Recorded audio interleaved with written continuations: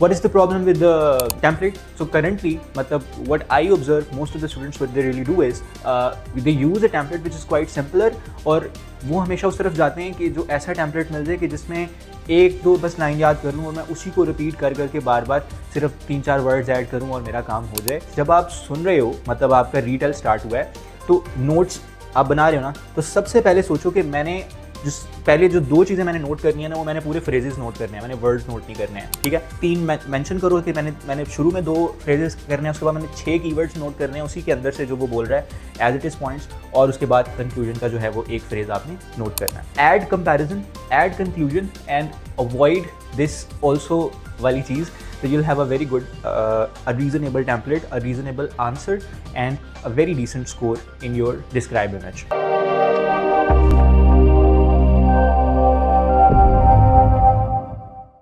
Assalamualaikum, welcome to another video. In today's video I am going to talk about the problems that people are facing with the templates and how can you fix them. Common notion है, बहुत ज़्यादा पूछा जा रहा है और बहुत ज़्यादा इसके ऊपर क्यूरी जनरेट हो रही है कि क्या टेम्पलेट चेंज हो गए हैं, टेम्पलेट्स जो ऑलरेडी एग्जिस्टेंट हैं क्या वो एप्लीकेबल हैं, अगर हाँ तो कैसे, और अगर नहीं एप्लीकेबल हैं तो क्या वजूहात हैं जिसकी वजह से वो एप्लीकेबल नहीं हैं। So first of all templates applicable हैं, ये मैं बारहा पहले भी वीडियोस में बोल चुका हूँ, मैं अब भी बोलूँगा और आने वाली प्रॉब्लम वीडियोस में भी मैं यही बताऊँगा कि टेम्पलेट्स के साथ कोई इशू नहीं होता, सिर्फ उसके यूजेज के साथ इशू होता है। आपको ये पता नहीं चलता कि कौन सी चीज़ को कितनी दफ़ा रिपीट करना है, किसको कैसे एग्जीक्यूट करना है। So execution can be a problem, the template in itself is not a problem. First of all, let's understand what template basically is. So template basically provides you a road map. आपको वो एक structure provide करता है कि अगर आपको वहाँ पर लेट से कुछ सेकंड्स के अंदर अपना आंसर प्रिपेयर करना है और फौरन से आंसर देना है, तो you will have a road map in your head कि आप ये वाली चीज़ जो है इस तरतीब से बोल सकते हो और इतने इसके अंदर मैंने वर्ड्स ऐड करने होंगे, इतने इसके अंदर मैंने फ्रेजेस ऐड करने होंगे, इस तरह से मैंने उसे पिक करना होगा। तो ये बेसिकली उस डिफ़िकल्ट टास्क को फास्ट मतलब रोबस्ट कर देता है, उसको इम्प्रूव कर देता है कि बजाय आप वहाँ पर बैठ के उसी वक्त सोच रहे हो और उसमें बोलो तो आपको प्रॉब्लम आता है। ठीक है, इसी तरह से अगर लेट्स से हम ऐसे की बात कर लें या फिर हम समरी वाले क्वेश्चन की बात कर लें, हम उसमें टेम्पलेट्स क्यों यूज़ करते हैं ताकि हमारे पास एक प्री डिफाइंड स्ट्रक्चर हो कि इस स्ट्रक्चर को मैंने फॉलो करना है और आप उधर हैपोहैज़र्डली कहीं इधर उधर ना घूमते फिर रहे हो कि मुझे अब ये नहीं पता चल रहा कि इसको मैंने तरतीब कैसे देनी है, इसको इतने लफ्ज़ों में किस तरह मैंने इसको फिक्स करना है। तो उन सारी चीज़ों से बचने के लिए हम एक कह लो कि प्री डिफाइंड फॉर्मेट इस्तेमाल करते हैं जिसको हम टेम्पलेट बोलते हैं। So it's nothing fancy, it's just the combination of those words and phrases and sentences. What is the problem with the template? So currently, what I observe most of the students what they really do is they use a template which is quite simpler और वो हमेशा उस तरफ जाते हैं कि जो ऐसा टेम्पलेट मिल जाए कि जिसमें एक दो बस लाइन याद कर लूँ और मैं उसी को रिपीट कर करके बार बार सिर्फ 3-4 वर्ड्स ऐड करूँ और मेरा काम हो जाए, मुझे ज़्यादा से ज़्यादा याद ना करना पड़े, मुझे बहुत लंबे टेम्पलेट्स मेमोराइज ना करने पड़े। तो मेरा उन स्टूडेंट्स से थोड़ा सा बस एक यही गिला होता है कि आप ऑलरेडी एक ऐसे टेस्ट की तरफ जा रहे हो जो कि फास्ट है, जो कि आसान है रिलेटिवली, जिसको क्रैक करने के लिए आपको थोड़ा सा बस ब्रेन रिक्वायर्ड है, उसके अलावा आपको उतनी एफर्ट नहीं लगती जितनी आपको बाकी स्टैंडर्डाइज टेस्ट के अंदर एफर्ट लगती है। तो already you are going for something which is relatively easier and still you want a quick fix in the templates as well. So ये थोड़ी सी अजीब बात हो जाती है। आप अगर इतनी आसानी की तरफ जा रहे हो तो probably you won't be able to score a very good in your Pearson test of English. तो ये एक समझ लो, अपने जहन में बिठा लो ये बात कि अगर बहुत आसानी की तरफ जाओगे तो फिर हाई बैंडविड्थ तो नहीं स्कोर की आने वाली। अगर वो चाहिए, अगर 65-70 चाहिए तो फिर आसानियों की तरफ नहीं जाना, तो फिर आपने थोड़ा सा एफर्ट की तरफ आना है। ठीक है, अब हम बात कर लेते हैं कि टेम्पलेट्स में यानी जो मैं रेपिटेशन कह रहा हूँ कि जो अवॉइड करनी है उसका तरीक़ेकार क्या है। मैं सिर्फ 2 बेसिकली मेजर चीज़ों की बात करूंगा, रिटेल लेक्चर की और डिस्क्राइब इमेज की। उसी से आपको काफ़ी हद तक ये समझ आ जाएगी कि basically when people say there is a problem with template, what they really mean about that, और वो कैसे क्या कहना चाहते हैं आपको। ठीक है, सबसे पहले let's talk about a little bit of retail. So let's move on towards the retail first and let's see कि what do I mean by that those changes. अच्छा, अब retail लेक्चर के अंदर 2 चीज़ें इसका ख्याल रखना है। पहली चीज़ है कि you have to avoid the repetition. आपने रेपिटेशन जो है वो कम से कम करनी है, आपने इसको बहुत ज़्यादा रिपीट नहीं करनी चीज़ों को बार बार। दूसरा ये है कि यूज़ फ्रेजेस एंड वर्ड्स, मतलब सिर्फ खाली वर्ड्स का इस्तेमाल नहीं करो, फ्रेजेस का भी इस्तेमाल करो। क्या मतलब है, मैं समझाता हूँ आपको। देखो, अब मैं पहली लाइन, लेट्स से मेरे टेम्पलेट की पहली लाइन ये है कि the main idea of the lecture was जो भी है अबाउट दिस और ये वो। अब यहां पर वर्ड की बजाय you need to add a phrase here, मतलब एटलीस्ट वो कोई 4-5 वर्ड्स का कॉम्बिनेशन तो होना यहाँ पे। हम यहाँ पे एक वर्ड लगा देंगे तो क्या आपको लगता है कि वो पूरी जो उसकी एक पूरा टॉपिक है, रिटेल लेक्चर आपने सुना है, कोई 1-1.5 मिनट का लेक्चर सुन लिया और आप उसको पूरे को समराइज कर सकते हो एक वर्ड के अंदर के main idea of the lecture was this? हम आइडिया की बात कर रहे हैं, हम मेन टॉपिक की बात नहीं कर रहे। अगर टेम्पलेट ये कहता ना the main topic of the lecture was, तो फिर एक वर्ड आता समझ आता है, but we are talking about the main idea, the logic behind it, why what is basically happening in that lecture, क्या बोल रहा है स्पीकर उसके अंदर, हमने उस पूरे को समराइज करना है। सो पहली जगह पर try to use a phrase, पूरी एक लेंथ यूज करो। फॉर इंस्टेंस के the main idea of the lecture was about the effects of the coffee on the younger people, या फिर effects of the computer over the young people, effect of the video games, या negative effects of the video games on the younger generation, इस तरह से कुछ भी आ सकता है।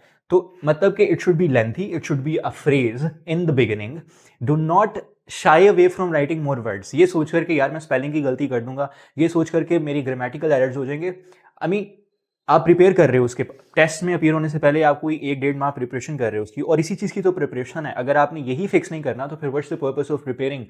You can just book the test and give it right away, अगर आपने प्रिपेयर करना ही नहीं है, चीज़ों को इंप्रूव ही नहीं करना। So once you realise that you struggling with the spellings let's say, so try to improve those spellings, seek help from your teachers. उनको खुद पता होगा कि आप किन स्पेलिंग्स के साथ स्ट्रगल करते हो, they will guide you really well. Anyhow, so there's a phrase. Now, again, the first major aspect revealed in the discourse was, I would again suggest that in the second sentence, you also try to add a phrase. Then there are words, not phrases. Furthermore, other important points mentioned were 1, 2, and 3. So, यहाँ पर अब जो points की बात आ जाती है ना, वहाँ पर हम स्पेसिफिकली सिर्फ वर्ड्स ऐड कर सकते हैं, हमें फ्रेजेस ऐड करने की जरूरत नहीं है।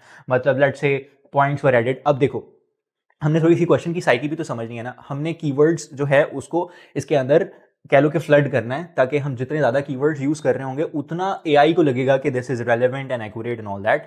But we don't have to do it stupidly, हमने उसको स्मार्टली लेके चलना है। तो हमने फ्रेज जो यूज़ किया ऑब्वियसली उसमें भी हम कीवर्ड यूज़ कर रहे हैं, फिर हमने एक और फ्रेज यूज़ किया उसमें भी हम कीवर्ड यूज़ कर रहे हैं, और यहाँ पर स्पेसिफिकली हम वही वर्ड्स बता रहे हैं जो हमने एज इट इज़ सुने थे।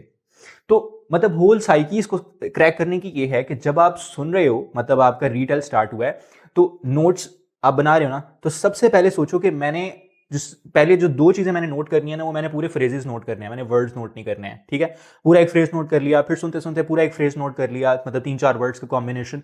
फिर उसके बाद आपने एटलीस्ट 6 पॉइंट्स नोट करने हैं। ठीक है, सो 1 phrase, another phrase, 2 phrases, then 1, 2, 3, 4 एक और लाइन आएगी इसी तरह की जिसके अंदर आप 3 और पॉइंट्स, मतलब सिर्फ वर्ड्स पिक करोगे, तो 6 words, 2 phrases, and similarly you will add another phrase in the conclusion to conclude the lecture was about ये जो भी है सारा कुछ, तो इस तरह से आ जाएगा। So if you will have this combination of the words and the phrases, you will definitely score really good in your retail lecture.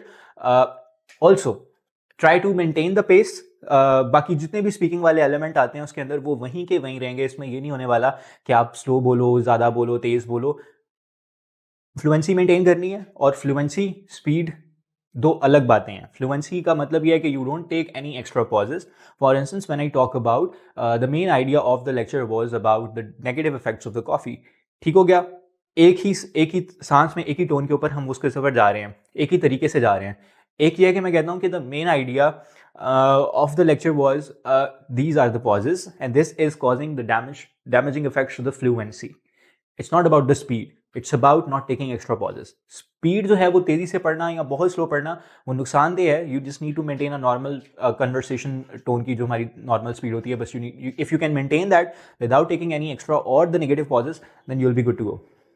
ठीक हो गया। So in your retail lecture try to have this combination of at least 3 phrases and 6 keywords from the lecture. So while you are listening to it, 3 mention करो कि मैंने शुरू में 2 phrases करने हैं, उसके बाद मैंने 6 keywords नोट करने हैं उसी के अंदर से जो वो बोल रहा है एज इट इज पॉइंट्स, और उसके बाद कंक्लूजन का जो है वो एक फ्रेज आपने नोट करना है।